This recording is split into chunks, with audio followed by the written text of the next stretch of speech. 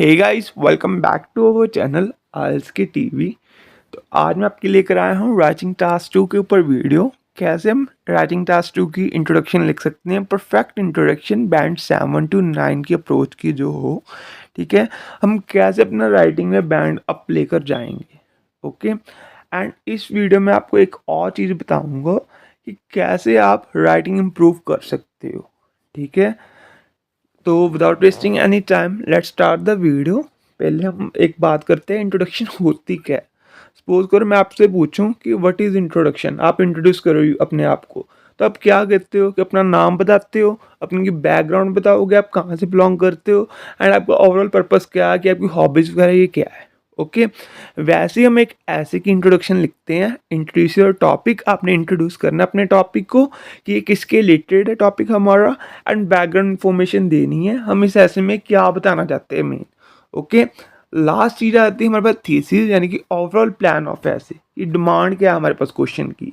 Suppose करो हमारे पास demand है क्वेश्चन की, discuss both the views and give your on opinion. तो हमारी डिमांड क्या आ गई, हमने दोनों व्यूज को डिस्कस करना है एंड अपना ओपिनियन देना है। ठीक है, थीसिस।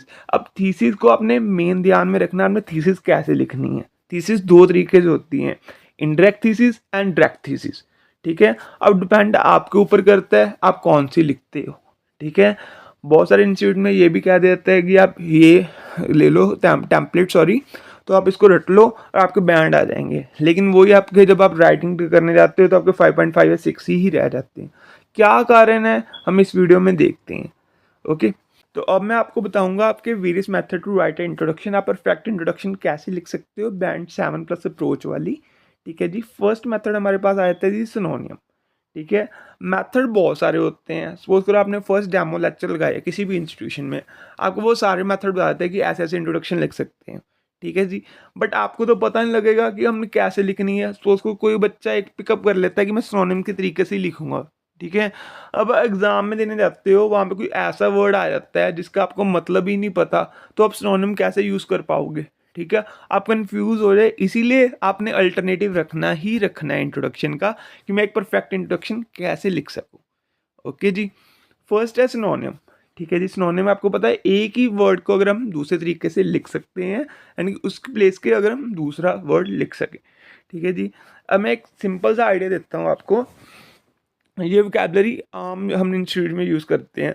इम्प्रूव करना यानी किसी को सुधारना, हम हिंदी में कह देते हैं। ठीक है, लेकिन इम्प्रूव की जगह पे बहुत सारे इंस्टीट्यूट में ये भी लिखवाया जाता है अमीलियोरेट। अब अमीलियोरेट क्या है, कई बच्चों को पता होगा, कई बच्चों को नहीं याद रहता, अगर कईयों को याद भी रहता है तो वो स्पेलिंग मिस्टेक कराते हैं। ठीक है जी, इसकी जगह हम इम्प्रूव को इम्प्रूव ही रहने देंगे, लेकिन हमने और कोई मेथड यूज़ कर लेना है। ठीक है जी, अब और कोई एग्जाम्पल ले लेते हैं हम आपके लिए। कोई भी आप वर्ड उठा सकते हो। ठीक है जी, जैसे आप लिखते हो कार्स। अब कार्स का मतलब क्या होता है कि गाड़ी। ठीक है, अब वहाँ पे बहुत सारे इंस्टीट्यूट क्या है, जैसे ट्रांसपोर्टेशन यूज़ करा देते हैं, लेकिन अब ट्रांसपोर्टेशन में तो बहुत सारी कैटेगरी आ गई ना। अपने आपके सिनोनिम को गलती यूज़ कर दिया, आपका बैंड क्या हो गया, डिडक्ट होगी। तो ऐसे मत किया करो, उसकी जगह पे आपने वही वर्ड यूज़ कर दिया करो, एज कम्पेयर टू आप सिनोनिम यूज़ करो।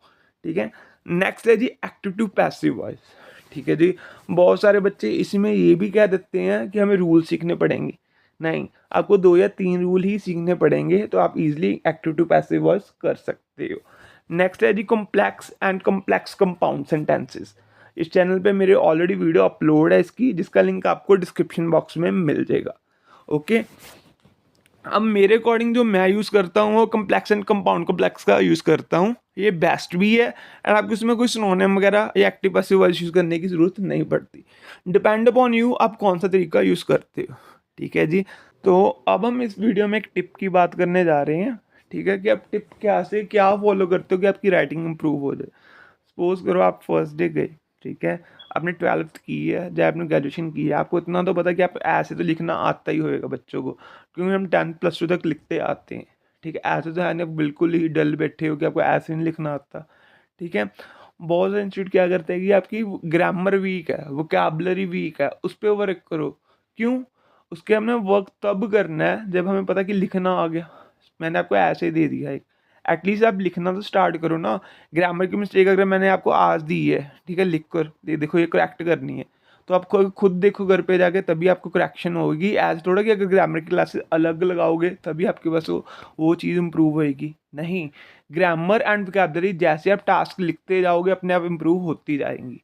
ओके, नेक्स्ट है एटलीस्ट आपने लिखना है, चाहे वो आप गलती लिख रहे हो, आपके लिए टीचर बैठे हैं करेक्शन के लिए। एक परफेक्ट आपने ट्यूटर लेना है जो आपको करेक्शन बताया कि यहाँ पे नहीं ये सही है, ये आप वर्ड यूज़ कर सकते हो वोकैबुलरी का।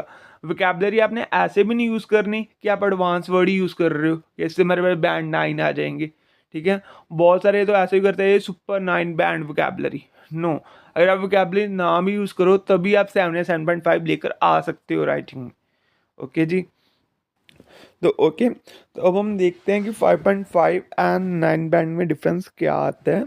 अब मैं क्वेश्चन उठा लेते हैं, advantage and disadvantage of using a car, ठीक है।